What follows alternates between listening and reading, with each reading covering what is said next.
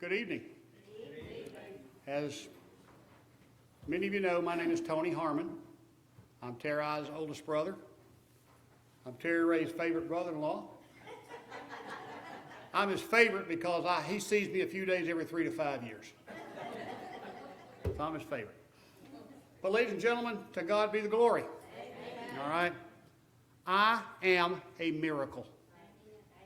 We all are. We all are. I understand that. There's the miracle of birth. But I have been through something over the past few months that is life-altering. Life-altering. Started easy. Got up early on October 15th. Had coffee with my wife. She went off to work. She was a flight nurse, so she was gone for 24 hours. We were planning a vacation the next day. I was going trout fishing. And so here's what Tony Harmon remembers. I stepped out of my RV at 12:30 to go in the house to get a bite to eat. I woke up 10 days later in the hospital. That's all I remember, all right? Everything else I'm going to talk to you about tonight, I got either reading reports or through the people who were involved in keeping me alive.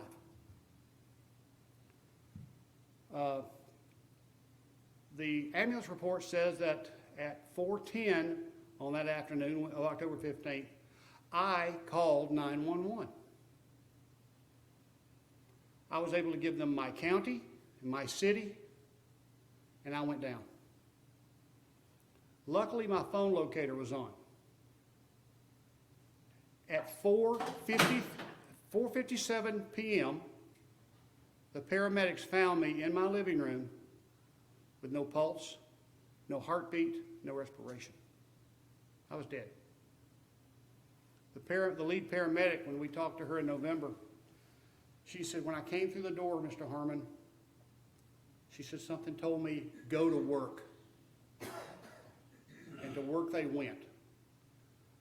They drilled a hole in my leg to put an IV in. They coded me 2 times at the house, 2 more times in the ambulance.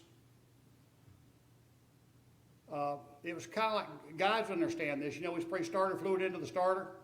It runs. When that starter fluid runs out, it stops. That's what my heart was doing. My heart was not beating, it was fluttering. They took me to the local hospital, which is a nice facility. It really is. I coded 3 more times in the emergency room. They worked me hard.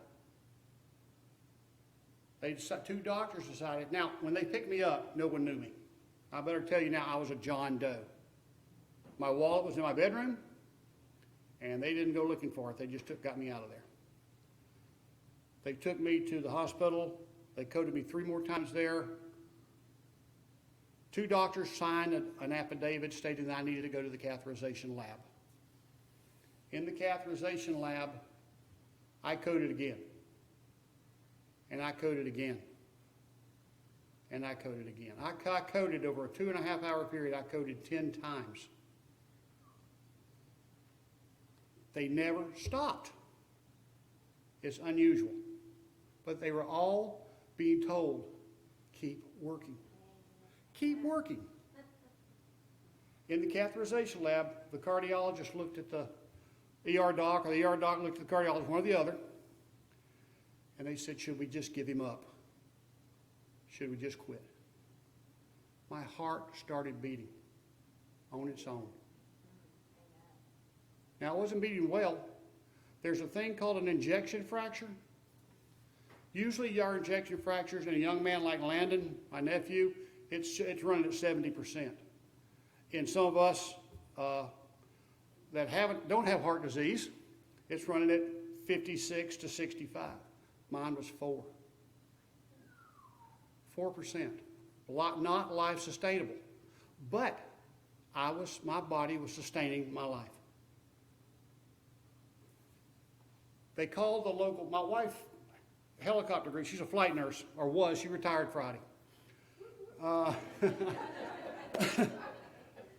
There's one helicopter at the airfield in our city, and there's one at the hospital where I was at. They called the crew from for the one at the hospital to come get me. When they walked in, they came in and everybody said I don't know what was decided, but they weren't going to fly me. One of the nurses went to see who this John Doe was. She saw me, and she's known me for a number of years. Now, she called Blanche, and she says, Blanche, have you heard from Tony today? Blanche says, no, and I can't get him on his phone, which is not unusual. All right, I call my phone my electronic leash. Okay, I'm not a fan of them, but she couldn't get me on the phone. Not to violate, there's a program called HIPAA. Jessie did not want to violate HIPAA. She said, you need to come to the ER now. And so it got Blanche nervous. They shut down her air base, and the pilot drove her over to the hospital, where they found me in the ICU. Is that right, honey? The ICU. I'm going to say this along those lines. At some point in my memory, I remember a young nurse coming in, and she walked in, and I don't know who she's talking to, but this is what she said. He ain't dead yet. I remember that. He ain't dead yet. Well, Blanche is completely in shock. So what they decided to do is they call a bigger helicopter from Casa Grande, which is 160 miles away. Same company, because I get to fly free. They come down. It was determined that they could not take me in the helicopter. I weighed 260 pounds then. I had all kinds of machines on me that would not fit in that helicopter. The flight crew could have said, I'm sorry, Blanche, we can't take him. And then the fire department would have taken me on to the hospital. No? Fire department can't transport a balloon pump. Oh, okay, I had a balloon pump in me, okay. There's a term I don't know about.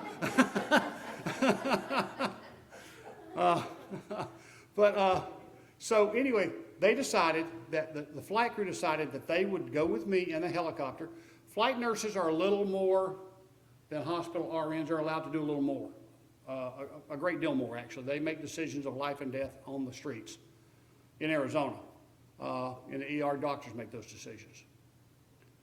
So the flight team got in the helicopter with me, or in the ambulance with me, excuse me, and they drove me the 85 miles to the hospital. Now, the reason I got there is because when Blanche got there and saw me, the cardiologist walked up to her and he said, ma'am, if you want to take him to a higher form of care, I have no objections. Blanche said, I would like for him to see Dr. Lee, who was my cardiologist in Tucson. And the doctor said, oh, I know Quan Lee, I'll give him a call. So they called Dr. Lee, he said, send him up. So I take the 85-mile ride to Tucson, and they put me in ICU. In the emergency room, I guess they worked really hard on me all night long.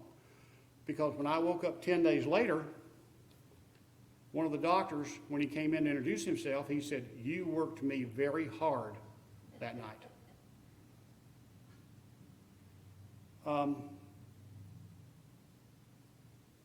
I don't remember much.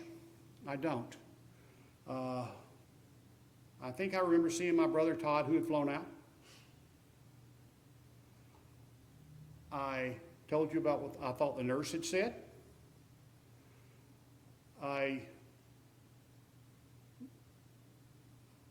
went to a place, and people had asked me, did you go to heaven or did you go to hell? No. But I was someplace that was very, very uncomfortable. Hot, humid. It was miserable. I just felt like I was just dripping. I couldn't breathe. I couldn't, but I knew I was tied down. And there was someone away from me, working on a computer. And I kept asking why. Well, I'm intubated. All they saw was a man struggling in a bed. That's all they saw. So I guess they came over and put me back to sleep. I'm not sure what happens at that point. But to me personally, it might be what some call purgatory, where my future was shown to me in some respect. Tony, this is what you're destined for. There was a doorway, there was a room, an entrance, and something told me in my mind, if I go through that entrance, I cannot return. I don't know what that was. It doesn't make any sense to me today, but it happened. On the 23rd or 24th of October, I woke up. People were fluttering around me 90 miles a minute. I had more people coming to see me in scrubs and masks than I'd ever seen in my entire life.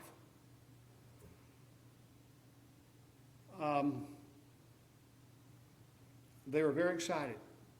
They were asking me all kinds of questions, and I was talking to them.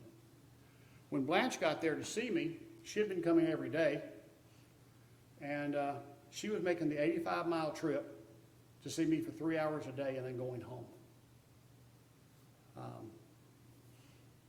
Sorry, honey, I might have done every other day, you know. But,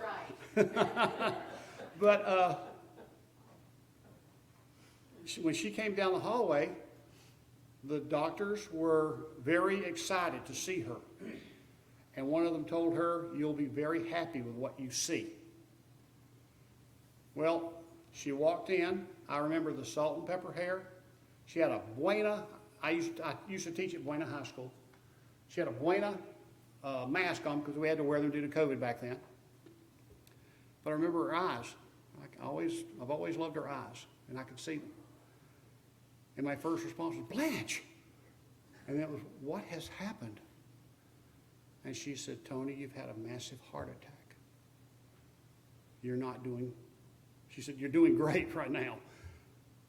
But my heart injection fracture had still not improved to 10%. I couldn't move from the bed to the sofa from here to there. I couldn't go to that box without being completely exhausted. So I spent the next 10 days in the hospital. They wouldn't let me go out in the hall. I could not go outside, but due to COVID, people came in every 15 minutes to take care of me.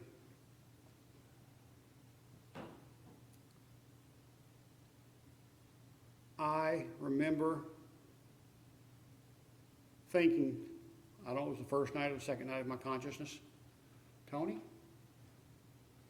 you've been given a new leaf on life, a new lease to just do the right thing." And I'm probably going to digress a little bit, but I have done every day, I ask the same question: "Lord, what is my purpose here?" According to the CDC, 1,800 people, over 1,800 people die every day of heart disease. Every day in this country. I am less than 1% of a survivor. Today, my injection fracture is in its 40s. It may never get back into the 50s, but I don't care. I'm happy. I'm happy. I can talk. I can walk. I can laugh. You know, I was at University of Arizona Medical Center. That's where they'd taken me. Some of the top cardiologists in the Western United States work there. Dr. Lee, my cardiologist, is a world-renowned cardiologist. He travels around the country and around the world teaching. His boss came in and sat down with me. And normally when this doctor came in, he's a short, stocky man, and he's all business. Grabs my toes while he's talking to me, touching my fingers, looking in my eyes. You know, he's just all over me. But he's in and out in 3 to 4 minutes. He's gone. This time he comes in, he sits down on the sofa. And he's talking to me, he's asking me more cognitive questions, more in-depth questions about me. and about my past and about how I was feeling. Checking my memory. And he said to me, Tony, he usually called me Anthony or Mr. Harmon. He said, Tony, I have seen hundreds of patients like you.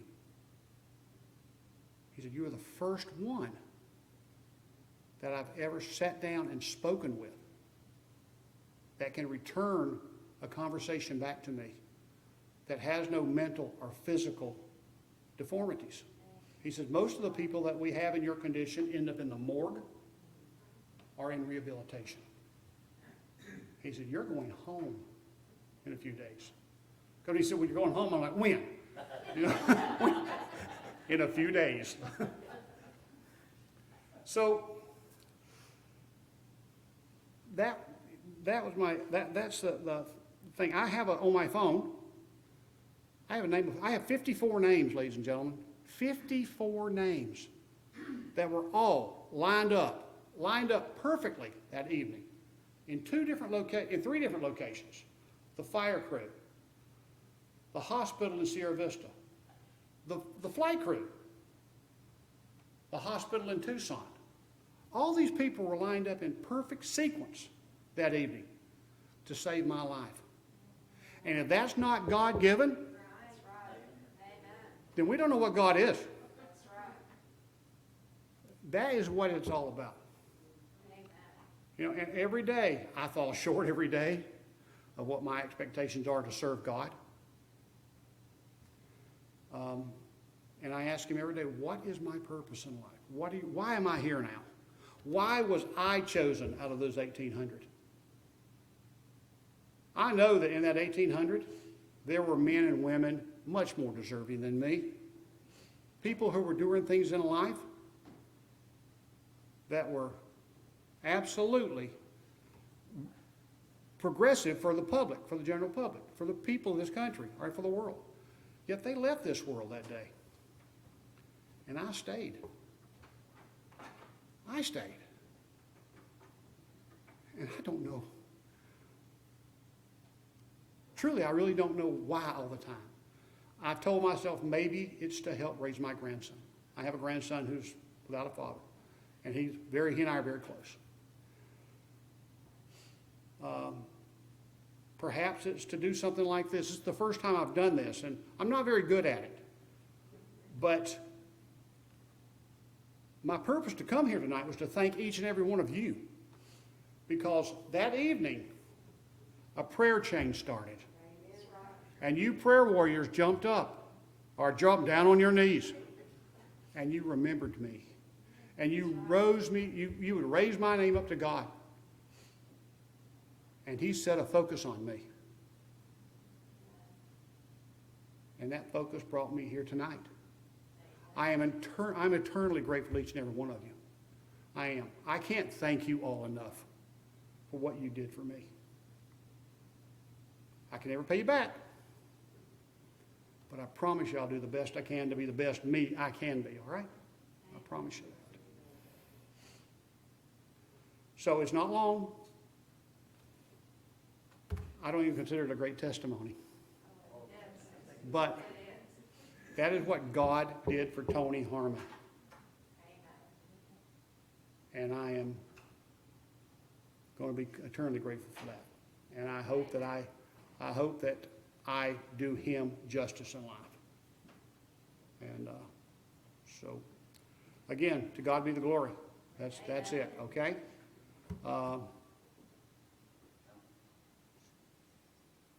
Thank you. Thank you. So, folks, that's it for me tonight. Short. I could be a Methodist minister. I'm so short. Okay. But that's it. So, Don, you want to take it back, sir? I am. Anyone else want to? Any questions? My wife said it might be a Q&A. It's good to have you here. Yes. Thank you. It is a blessing to be here. I mean, when people say, even at home, people say, Tony, it's good to see you. It is good to be seen. It truly is. So thank you. I don't know if you said it, I might have missed it, but how long was it you went without oxygen? Yeah. 45 minutes. That's what they, 40 minutes without a pulse. That's what they think. And But now, they were a little surprised my wife said there was no brain damage. Okay. Doctor looked at it and went, really? But Doc, when the head of cardiology at U of A sit down with me, and I won't use his name because I don't have his permission, but when he sat down with me and told me that, oh my gosh, you talk about something hitting home. And then, of course, I get curious because I'm an educator, and I find out how many people die every day from this. And whew, now I have 4 stents in my LAD, lower anterior descending artery. The Widowmaker. Sorry, honey, you didn't get it. So, Don't live past the first one. so that's where I'm at. I thank West Pelzer Baptist Church for having me up here tonight. It kind of broke the ice for me. I hope that, because 2 Sundays ago I was in Pelzer First, I wanted to thank them, and I chickened out. There weren't this many people, okay? But I chickened out. So maybe I can do it now. Yes. Well, you're among friends, my friend. Yeah, Thank you. that's right. We'll And- keep praying that you can keep that testimony going. That's right. And then, Tell them what they called you there at the hospital. oh, that's right. Dr. Lee calls me Lazarus. He's a man of God. And he said, Tony, you're the closest thing to Lazarus I've ever seen. Yeah. So, It'd be good to hear a doctor say that. yeah. They're amazing. I can use Dr. Kendall's name because he's the one that saw me like that. Poor gentleman. He's what do they call him, dear? He's not quite working on his own yet. He's a It's a 4th year. 4th year medical student. That poor young man, he was in my room at 4:30 in the morning before he went to run. Then he was back in my room at 8 o'clock. I saw him all day. We got very close. But they live on the campus, you Yeah, so So did you have any prior heart problems? that was my 3rd heart attack. In 2013, I had a heart attack. In January of 2020, I had a heart attack. Now, I knew that was a heart attack. But the thing that happened to me October 15th, I don't remember a thing. My wife and my brother have a picture of taking of me in the hospital. I've never seen it. I don't have the guts to look at it. It doesn't look like you anyway. Okay, and, but from what everybody was describing, they, balloon pump, they were keeping me breathing, keeping my heart going, they didn't freeze me, they cooled me down. They put something on my head to cool me down.